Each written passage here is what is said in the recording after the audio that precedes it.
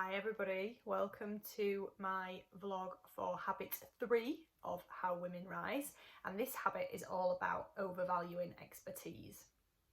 And I will be honest, I didn't go straight ahead and make the vlog straight after reading the chapter with this one.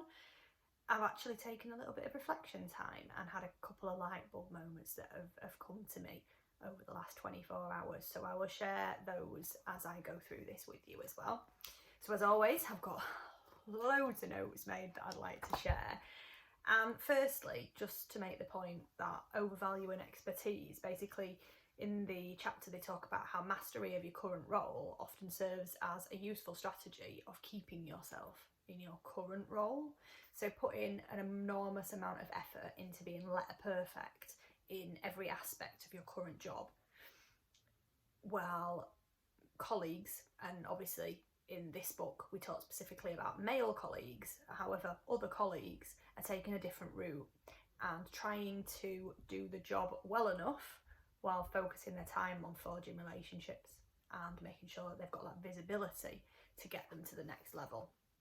So the top jobs always require managing and leading people who have expertise rather than providing the expertise yourself, which I think is a really interesting point. And they also talk about mastery and recognition, both providing some motivation.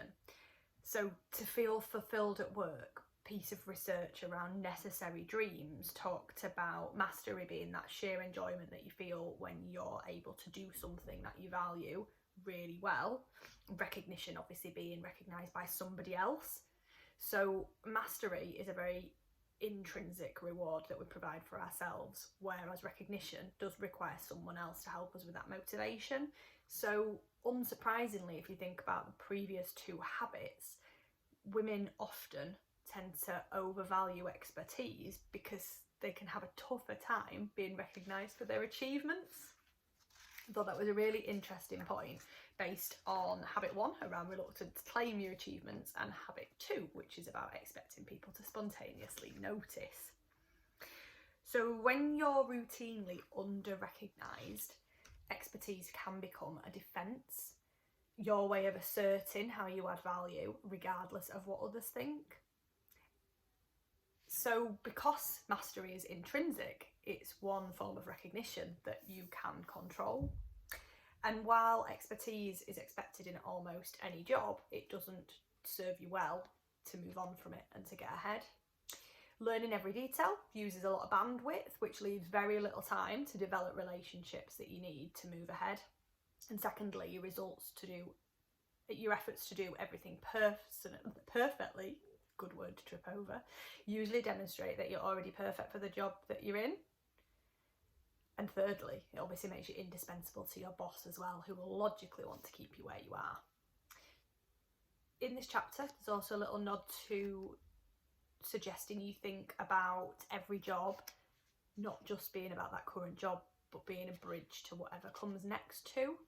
And I think that's particularly difficult if you are in a role that you've really strived to get to. And once you get there, it's often difficult to then think, well, what is next and what is this a bridge to? Having answers is less important as you move higher. Forging relationships matters more. Great quote of, you can't be the expert when your domain is expansive and your span of control is broad. You need to rely on others. You have to trust. They have to trust you. You'll be built by engagement, by not knowing the detail.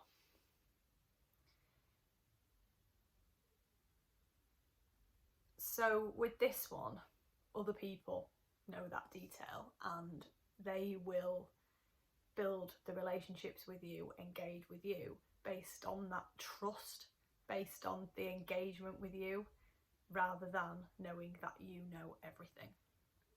And relationships comprise ever greater part of your value as you rise.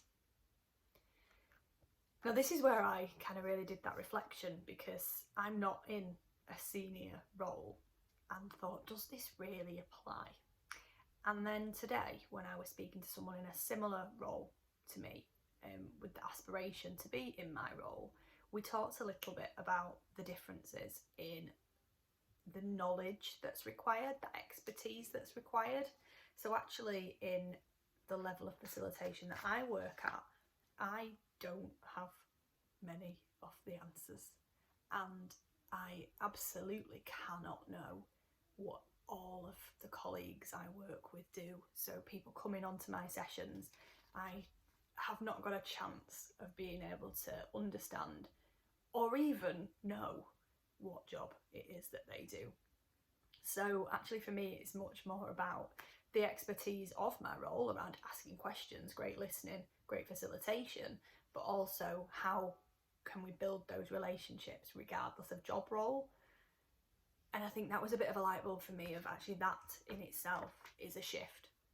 And when I first came into this role, I was thinking about the knowledge and having all of the knowledge and trying to arm myself with, if I was working with a team, a function that I knew nothing about, spending some time with them, trying to upskill myself, understand maybe what systems they worked with, what were their priorities. And while a little bit of that is obviously still very useful in terms of forging relationships, actually it's not going to be the be all and end all in terms of facilitating sessions or coaching those individuals. In fact, sometimes it's better not to know, and that can really help to unlock people's potential and broaden the perspectives as well. So that was my first light bulb there. In the chapter, they also talk about 4 kinds of power, and those are expertise, connections, personal authority, and position. So expertise and connections can help to establish that personal authority, but there's also always another element. So with personal authority, it's a strong presence, a way of speaking, a way of listening that inspires others and inspires trust. And it's that gravitas that really helps to gain that personal authority. And personal authority is what sets the most successful leaders apart, whether or not they're tied to a position, and whether that personal authority is tied to a position. So expertise, connections, and personal authority are all non-positional kinds of power that can be nurtured and practiced throughout a career. And the more that you develop them, the more prepared you'll be to assume positional power. There's lots of stories throughout this book, and the story that's told within Habits 3, the main person in the story, Anna, actually, as her connections and confidence grew, she became regarded with trust, and she enhanced her personal authority to gain that senior position. And when she gained that senior position, that's when the positional power is thrown into the mix. So loads to think about with Habit 3. For me, it's really made me think about the shift that I've already made and how to articulate that shift. And it's really brought to life actually where my focus needs to be in terms of where to go next. And I think it's worth a reminder that actually at the beginning of the book, the very, very beginning, we talk about defining what it means to rise, and that is individual for everybody.